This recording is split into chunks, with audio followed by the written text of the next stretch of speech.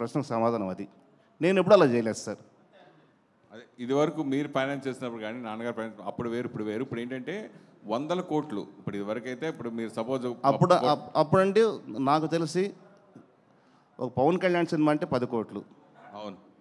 ఇది 2010 నేను చేసినంత వరకు కూడా. మహేష్ బాబు అంటే 10-12 కోట్లు. ఇవాళ 200 కోట్లు 300 కోట్లు ఫైనాన్స్. సంబంధం లేకుండా పోయిందండి. కానీ ఇది ఈరోజు కూడా చెప్తానండి, ఇట్స్ ప్యూర్లీ గ్యాంబ్లింగ్. ఏదైనా ఏ బిజినెస్ అయినా గ్యాంబ్లింగే కదా. ఇది గ్యాంబ్లింగ్ అండి. గ్యాంబ్లింగ్ ఇది రెండు ఒకటి. ఈ టైంలో మళ్ళీ ఫైనాన్స్ చేస్తానని మళ్ళీ మీరు ప్రొడక్షన్ రావడని ఆ కోరిక ఎంతవరకు కరెక్ట్ అనుకుంటున్నారు సార్? పాములు పట్టేవాడు పాము కాటేస్తుందని తెలుసు, వాడు వేట పోక తప్పదు, పోతాడు, కాటేస్తే మందు పూసుకుంటాడు, మళ్ళీ ఇంటికి వస్తాడు. వ్యాపారం అది కదా సార్. సురేష్ నాకు ఫైనాన్స్ చేస్తాడేమో తెలియదు మరి. రమేష్ గారు ఇక్కడ చెప్పండి సార్.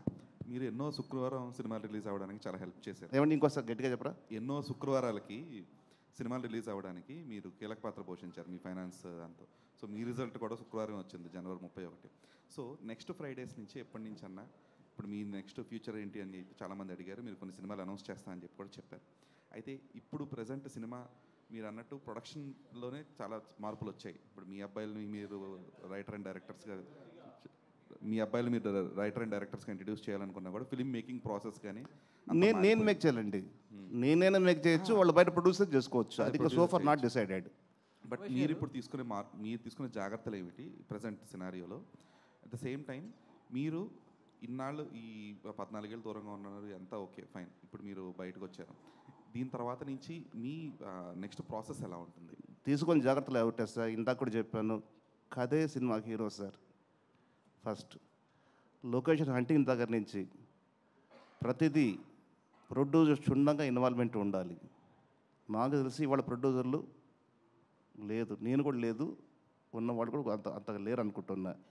ప్రొడ్యూసర్ అన్న పాత రోజుల్లో ఓల్డెన్ డేస్లో I think 35-40 years before morning 6 o'clock మొత్తం యూనిట్ వస్తే అతను చైర్లో కూర్చునేవాడు.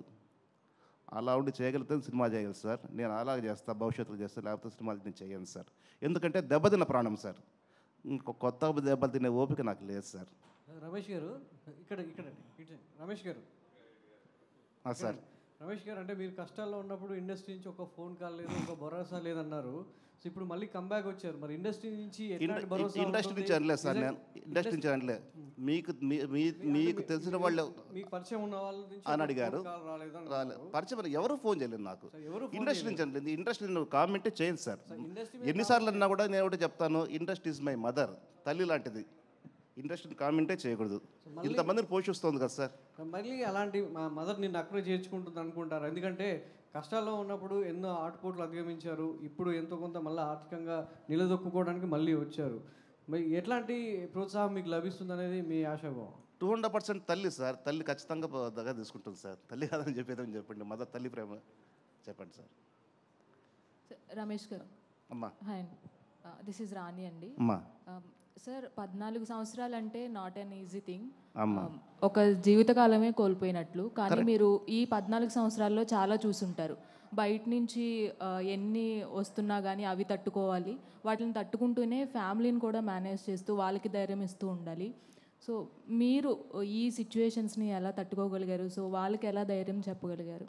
కేవలం భగవంతుడిని భారం వేయడం, మనోధైర్యంగా ఉండడమేనమ్మా, వేరేం లేదు. ప్రతిదీ కూడా ఆచితూచి ఆలోచించి పనిచేయాలి. ఒళ్ళు దగ్గర పెట్టుకొని పనిచేయాలి. అదమ్మా.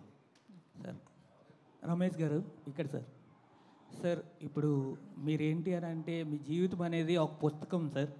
అంటే ఎన్నో రకాలుగా అన్ని రకాలుగా అనుభవించారు అనమాట, ఎన్నో చూశారు, ఎన్నో అవకతవకలు ఎదుర్కొన్నారు సార్. అసలు ఒక మనిషి, సాధారణ మనిషి సినిమా ఇండస్ట్రీలో చూడని పరిస్థితి నేను చూశానండి. Okay sir, what is meant by life అంటే ఏం చెప్తారు sir? Me what is meant by life అంటే ఏం చెప్తారు? అర్థం కాలండి.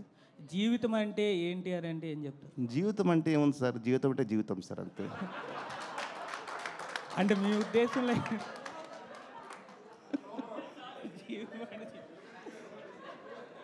ఓకే రమేష్ గారు సార్, నా పేరు రాజా సార్, ఐడ్రీమ్ నుంచి.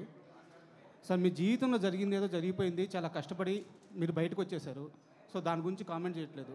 ఇండస్ట్రీకి ఇప్పుడు మీరు ఇచ్చే కాల్ ఏంటి అంటే మేకర్స్కి కానీ డైరెక్టర్లకు కానీ హీరోలకు కానీ ఎలాంటి ఒక క్లియర్ కాల్ ఇవ్వబోతున్నారు? నేను సిద్ధంగా ఉన్నాను, ఈ ప్రాజెక్టుకి నేను సిద్ధంగా ఉన్నాను, నన్ను అప్రోచ్ అవ్వండి, ఎలాంటి ఒక క్లియర్ కాల్ మీరు ఇవ్వబోతున్నారు? నేనంటే చెప్పేది ఓన్లీ ఫర్ డైరెక్టర్స్ చెప్పేది ఏమిటి సార్, అది నువ్వు సొంత సినిమా తీసినా బయట ప్రొడ్యూసర్ సినిమా తీసినా కానీ ప్రతి రూపాయి 100 రూపాయలు అనుకొని చెప్పి కష్టపడి ఆలోచించి సినిమా డైరెక్ట్ చేయగలిగితే సినిమాకు కాస్ట్ 50% తగ్గుతుంది సార్. అది నా ఎక్స్పీరియన్స్ సార్. మిమ్మల్ని అప్రోచ్ అయ్యే మేకర్స్కి అంటే మిమ్మల్ని ఎవరైనా మేకర్స్ అప్రోచ్ అవ్వాలంటే మీరు ఎలా రెడీగా ఉన్నాను, నేను ఈ ప్రాజెక్టులకు రెడీగా ఉన్నాను అని ఏం చెప్తారో అంటున్నాను. కదా సార్, ఫస్ట్ మంచి కథ ఉంటే మిమ్మల్ని అప్రోచ్ అవ్వచ్చు. అంతే sir. Sir Ramesh next projects ఏమన్నా ఇప్పటికి ఫైనల్ అయి ఉన్నాయి సార్? సోఫర్ మా పిల్లలు నాలుగు రెడీ అయినాయి సార్, బయట కూడా వింటున్నాను. ఓకే, మీకు తెలియదు ఉంది ఏది వెనక ముందని మనం చెప్పలేం కదా సార్, జరగాల్సిందే జరుగుతుంది అన్నమాట. All the best sir. Thank you very much sir. Sir Ramesh garu last question sir.